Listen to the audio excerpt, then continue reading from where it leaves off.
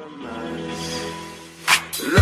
wants you, we can bring it on the floor. Never danced like this before. We don't talk about it.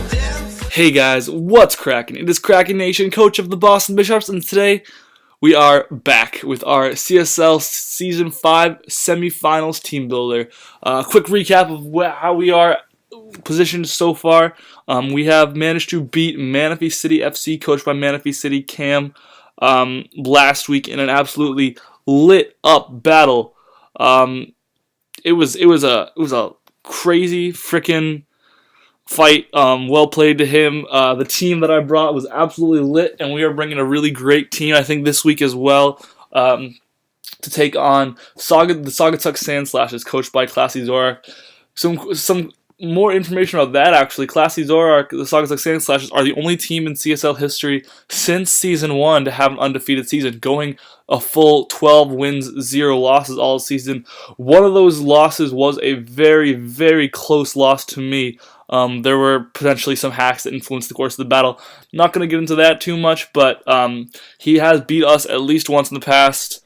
Again, debatably how telling that is of how we're going to match up here. It was a 1-0 win, barely. So, we are definitely bringing a very different team this time around, and we are definitely hoping for the best. I'm nervous, guys, because, Classy is a great player. There's no arguing that. Arguably one of, if not the best in the league, if his record this season goes to show anything. And this may be his time to come around for a championship win, but hopefully we're not going to be the one to give it to him. Hopefully we're going to be able to go on to finals and play Rioli's coach of the San Diego Wild Chargers, a player who we have never actually played, but they have currently qualified for the finals, beating the Detroit Pyro. So yeah, we're going to look into our team builder right now. Let me just X out of this. So first setup is the White Russian, the Mega Aggron, with Stealth Rock, Earthquake, Avalanche, and Thunderwave. Thunderwave is really nice because it lets us put a lot of pressure on, or at least really slow down some of his team's faster offensive Pokemon, including things like Tornadus, maybe Sock, even things like Mew. I was considering running Toxic, but I think Thunderwave is going to be the way to go, as it really does help us slow down the Tornadus. And just gain speed control in this team, which, as you will be able to see, is a big theme that part of this team strategy is based around. Aggron is definitely a Pokemon that can put on a lot of pressure just by kind of being there as far as defensive and being able to sponge hits. It is our team's resident rocker, as it usually has been delegated to that role this season. Avalanche achieves Ice-type coverage in general, just achieves really phenomenal coverage against his entire team. If we look at Mega Garchomp, it hits, Tornadus is hit, Shaman is hit, and then it achieves with couple that with Earthquake, and we've basically hit this.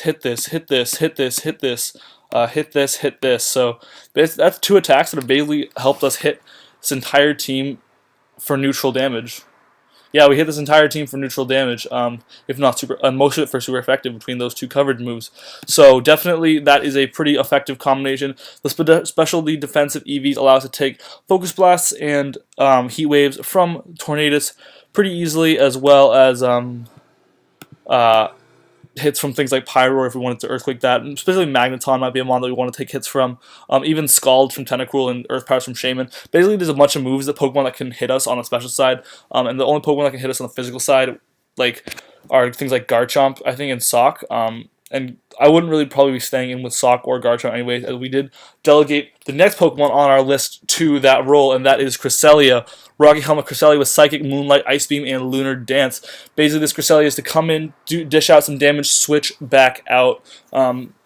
Because and when I say it's dealing some damage, it's kind of weird to say as an offensive, defensive Pokemon.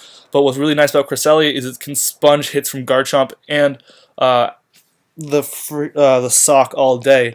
And so basically what Rocky Helmet allows it to do is Garchomp has to click Outrage to pressure Cresselia, and so I can really effectively just kind of neuter that Garchomp.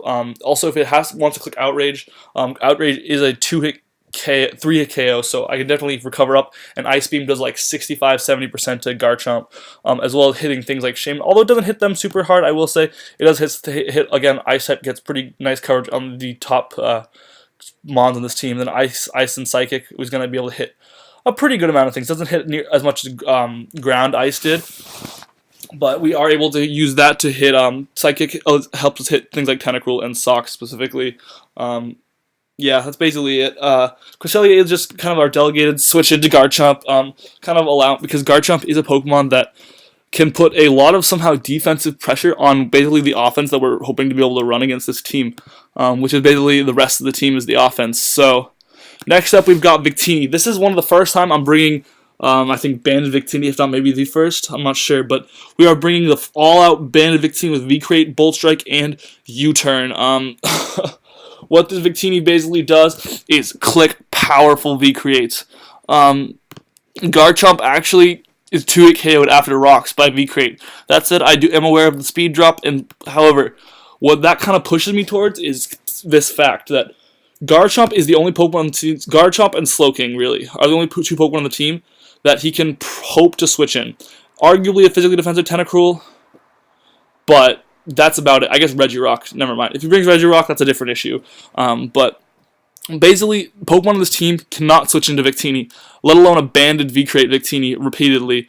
So if I put Garchomp in a situation where it has to keep switching in, or something like Tentacruel or Slowking, I can honestly click V-Crate, and especially Garchomp is 2-hit KO'd. Bulky Garchomp, I think, even, is 2-hit KO'd. Like, max HP is 2-hit KO'd by V-Crate after Rocks. So that's freaking power. If I want to be able to predict that, I can easily go for Will-O-Wisp and just cripple it. Garchomp is completely neutered after a Will-O-Wisp, even if it's a Swords Dancing variant. Cresselia literally doesn't even have to heal up on it.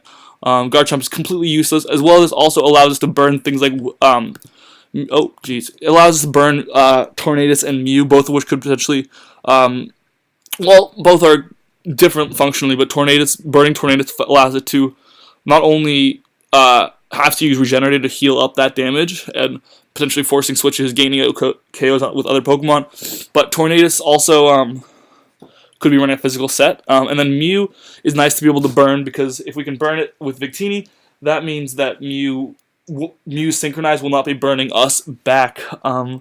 That said, clicking V-Crate generally just as a smarter option, but Will-O-Wisp could definitely be able to neuter some things. However, yeah, again, basically Victini's role is to come in, click V-Crate. Hopefully he doesn't set up Rocks, because we aren't bringing a Hazard Clear. Basically, I'm hoping that last game he didn't bring Rocks. He definitely could bring it this time around. I don't know one way or another. It's kind of why I'm running Ludendance on Cresselia, as basically to give specifically Victini or Excelgor another chance to come in and do some damage, because those are my 2 Rocks weak Pokemon. Next up, we've got Excelgor with Insect Plate.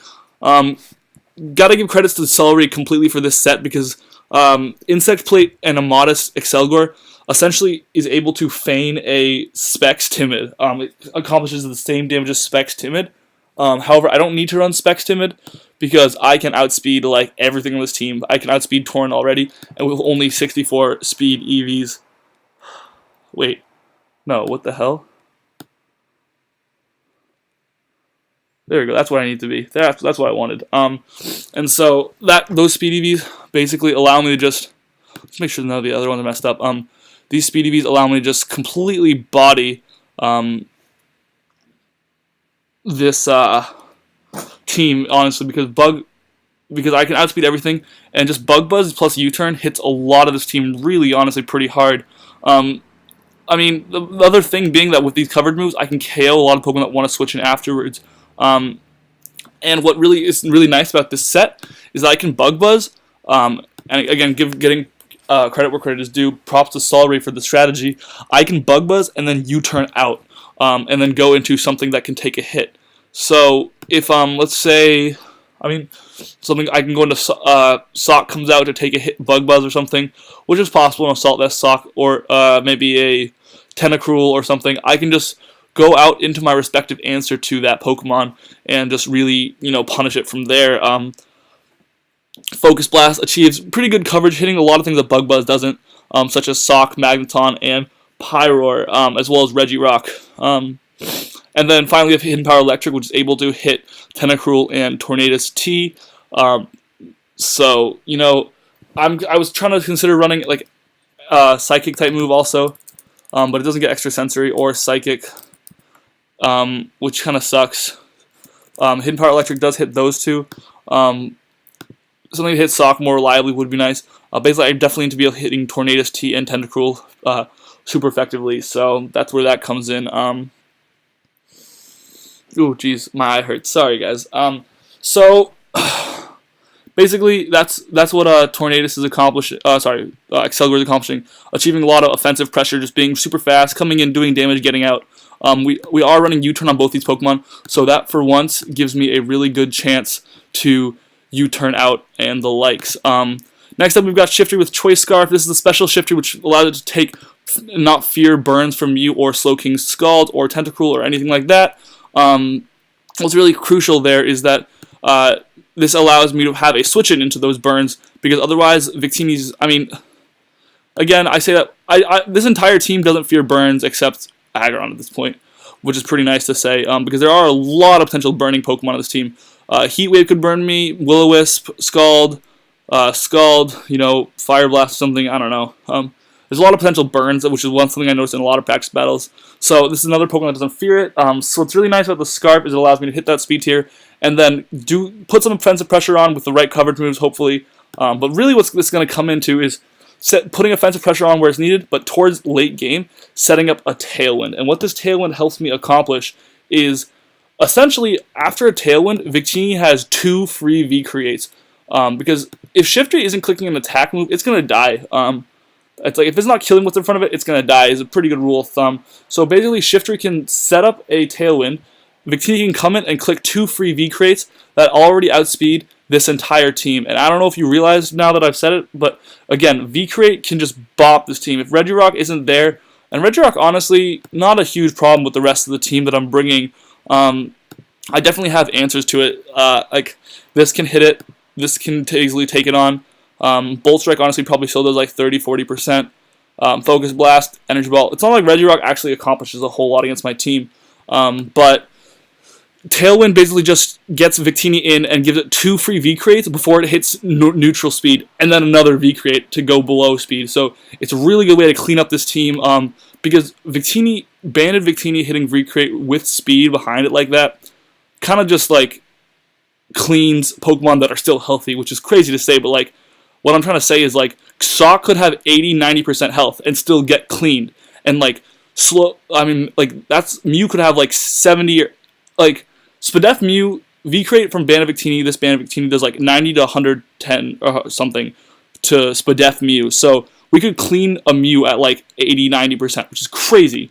So that basically just gives Victini the ability to come in, take a bunch of kills, and then if Victini or Excelgor or Shiftry or Dragalt did happen to get weakened earlier in the match than I needed them to, and I do feel, if I feel like my, let's say Garchomp has been weakened or something, I can just, or Sock or something like that, I can Lunar Dance and give them another chance. So, yeah, Shiftry's role is basically to put pressure on where it can, and then basically set up for a Victini or a Dragalge attack, because Dragalge is running Toxic Spikes, Venoshock, Dragon Pulse, Focus Blast. I am running enough speeds to outspeed I outspeed base 100 Pokemon after a Tailwind boost. I didn't try to outspeed Tornadus. Tornadus can't really touch me that much, at least that intensely. So I was trying to think, you know, what does because I didn't want to invest too heavily out of bulk. Basically, Toxic Spikes and Venoshock. If Tentacruel is KO'd, which again I said earlier in the battle, Tentacruel really cannot come in a lot of times on most of this team. It's very easy to pressure, and so if I can get up Toxic Spikes and I can just start clicking Venoshocks on this almost this entire team. Venoshock plus Focus Blast like bodies this team, and then a Dragon Pulse on top of that, like that's power. So Venoshock all of a sudden becomes an 130 base power move with no drawback. And not to mention the fact that I have Toxic Spikes up, which is a very great form of hazard that can put a lot of pressure on something that might be trying to stall me out, like a Slowking. The EVs are into physical defense just because I am expecting, if you wanted to run Psyshock, it would be on Slowking, and then physical priority in the form of Kecleon, as well as maybe Dusknoir, I guess. But basically, Black Sludge is just to be able to help me more reliably set up toxic spikes, maybe take a hit, Venoshock. This set won't really be lacking on power if I can start clicking Venoshock, because that's crazy. You know, Draco does do a lot of damage, but Draco drops it, so Reality, when it's running Draco meter, is it delegated into a role where it comes in, attacks, switches back out. Whereas with Venoshock, I can just keep dropping them. So if I've gotten my spikes up already, or things have been weakened, one of those two options, these two Pokemon are going to be terrifying for any team to deal with. So hopefully this is going to be enough to take on Classy. We're going to see. I've got to toss up again. Mad props my boy Celery for helping me out immensely. He's honestly been so clutch in the playoffs process for me. He's been helping me out so much, and without him, I already don't know if I would have made it this far. So hopefully his impressive Pokemon intellect and combined with my, if I'm a good player or not, will be able to get me into the finals. Yeah, Class is a great player. Anyways, if you enjoyed this video, leave a comment, rate, subscribe. It is always very appreciated, and wish me luck in the upcoming battle. Should happen almost in like 4 or 5 hours. I'll see you guys later. Kraken Nation out. So we are just going to click Protect, I'm thinking, and see if we can get a high jump kick.